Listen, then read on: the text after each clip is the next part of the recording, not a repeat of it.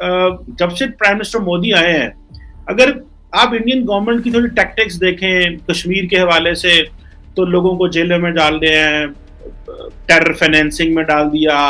Prime minister Narendra Modi जो है और उनकी जो गवर्नमेंट है, वो कश्मीर में जो अचीव करना चाह रहे थे वो अचीव कर पाए हैं। चीमा साहब, इसके पहले कि मैं आपको कश्मीर का सच बताऊं, थोड़ा सा पास्ट में हमें जाने की जरूरत है, विद योर परमिशन।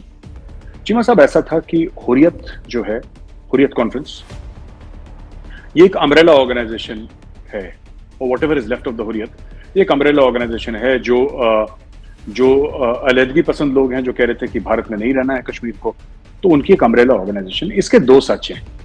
इसका पहला सच है कि इसको पाकिस्तान ने बनाया, और दूसरा सच है कि इसको इंडिया की एजेंसीज ने पाला। ठीक है, ये आप कॉन्सेप्ट समझिए। इसमें बैक एंड में मैं ये तो नहीं कह रहा कि इंडिया और पाकिस्तान का कोऑपरेशन था, लेकिन both were moving in a similar direction. क्योंकि जो अलहदगी पसंद तंजीमें थी या पार्टीज थी, चीमा साहब, कुछ बात करती थी कि हमें एक आजाद कश्मीर चाहिए, शामिल पीओके, जिसको आप लोग आजाद कश्मीर कहते हैं, शामिल इंडियन कश्मीर, कश्मीर एक दोनों तरफ का कश्मीर मिलके एक अलग मुल्क बन जाए। ये बड़ा रोमांटिक सा एक ख्याल था कुछ लोगों। JKLF was one such organisation जिसका बड़ा एक रोमांटिक ख्याल था। तो पाकिस्तान ने फिर टाइट शाइट कर दिया उनको कि यार दिमाग ना खराब करें, हम लोग इतना सब कुछ इन्वेस्ट कर रहे हैं, तुम लोग अलग ही मुल्क बना रहे हो, फिर क्या फायदा यहाँ पे। तो ये सब एक कोने में हुआ। अब ये बन गए और इनको एक अम्ब्रेला ऑर्गेनाइजेशन के अंडर लाने के लिए हुर्रियत बनाई, ऑल पार्टीज हुर्रियत कॉन्फ्रेंस। ये बनाई पाकिस्तान ने, लेकिन इस पेड़ को पानी दिया, इस सांप को दूध पिलाया इंडिया ने। इंडियन एजेंसीज ने, इंटेलिजेंस एजेंसीज ने, इंडियन गवर्नमेंट ने, सेंट्रल गवर्नमेंट ने इनको फंड्स दिए चीमा साहब, और इतने फंड्स दिए चीमा साहब, इतने फंड्स दिए कि जिसको कहते हैं मोर देन $1 बिलियन इनको फंड दिए गए। $1 अरब से ज्यादा over a period of years इनको फंड दिए गए। इनको मिनिमम जो साल में दिए जाते थे तकरीबन 100 से लेकर 150 करोड़ इंडियन रुपीस दिए गए। ठीक है, पर इसके पीछे भारत का पैसा था और भारत ने हुर्रियत को खूब पैसा दिया। अब इसके पीछे रीजन क्या था? रीजन ये था कि इंडिया ने बोला कि वायलेंट सेपरेटिज्म से अच्छा है सॉफ्ट सेपरेटिज्म।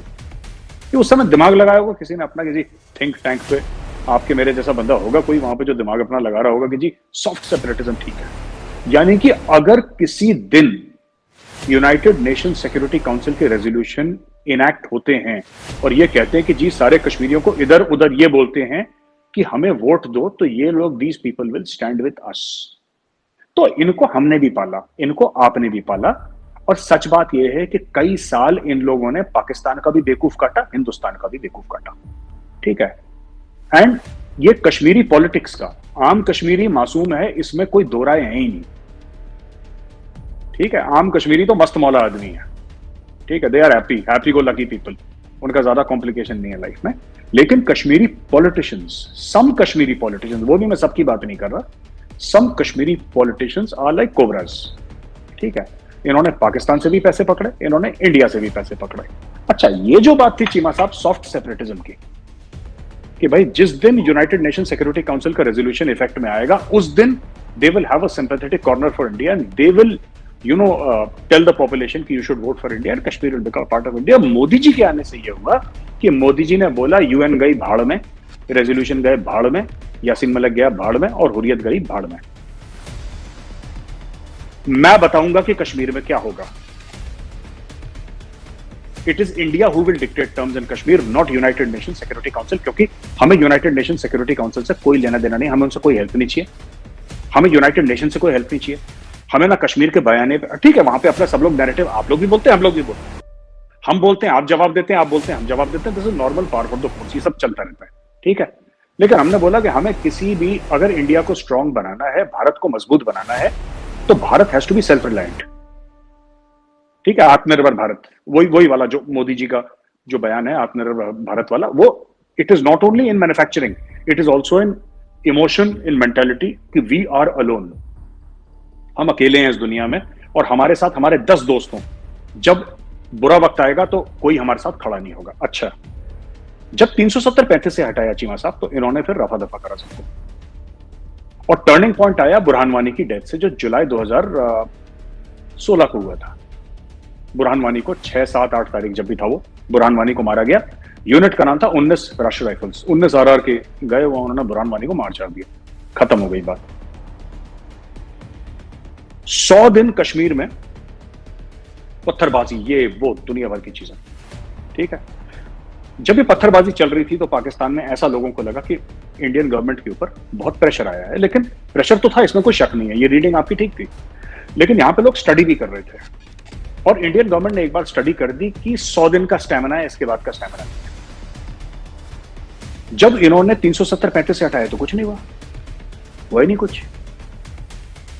फिर इसको जब गिलानी की डेथ हुई, कुछ नहीं हुआ, वो तो नेचुरल कॉज, मतलब ठीक है। यासिन मलिक को तो थोड़ी बहुत पत्थरबाजी हुई, थोड़ा बहुत शटडाउन हुआ। Today in the morning I checked, it's back to normal, कुछ नहीं है दिक्कत। सो देखिए, इसमें 2-3 चीजें हैं। He has been sentenced by a court, और उस कोर्ट के ऊपर फौज का या सरकार का इतना रोल नहीं है। हाँ, इतना रोल है कि जो पब्लिक प्रोसिक्यूटर है वो गवर्नमेंट का है, और गवर्नमेंट अपना बयानिया पूरा देगी। लेकिन ये बंदा, जब इसने मनमोहन सिंह साहब के साथ इसने फोटो खिंचाई, आपने देखी होगी फोटोग्राफ, मनमोहन सिंह साहब के साथ फोटो खिंचा रही है, ये वो। इसमें इतना कॉन्फिडेंस आ गया है कि खुद जाके मीडिया में बोलने लगा, हाँ मैंने करा है, हाँ मैंने करा है। भाई, आप प्रधानमंत्री, भारत के प्रधानमंत्री से हाथ मिला रहे हैं, कोई भी हो, वो कोई भी हो, वो डॉक्टर मनमोहन सिंह हो, नरेंद्र मोदी जी हो, कोई भी हो, prime minister of India is prime minister of India after all. और यासीन मलिक गुब्बारे की तरह गुप हो, बिल्कुल सब जगह आपकी अदालत, रजत शर्मा के सामने मैंने ये करा है, मैंने ये करा है, BBC में इंटरव्यू, मैंने ये करा है, ठीक है। कोई ना कोई नोट कर रहा था, सरकार बदली, और उसके बाद 370 हुआ, बुरहान का खात्मा हुआ, सबका खात्मा, धीरे धीरे धीरे धीरे धीरे धीरे।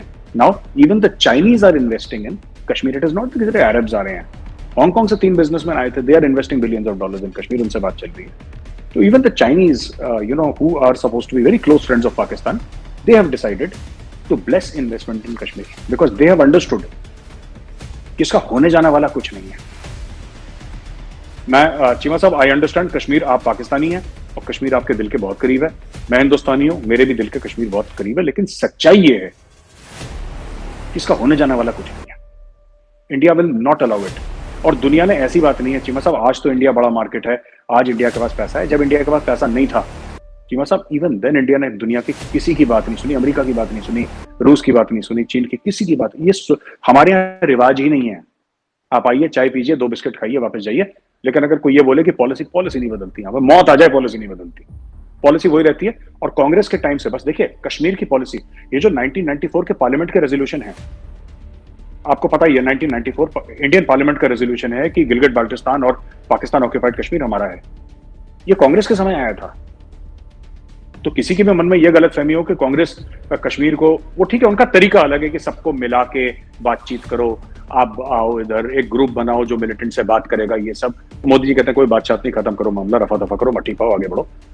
एटीट्यूड में चेंज है, लेकिन बेसिक सारी पॉलिटिकल पार्टीज का एक ही है कि कश्मीर पूरा का पूरा, including Gilgit Baltistan, as per the 1994 Indian parliament resolution. Cheema साहब, तो ये स्टोरी है आज की।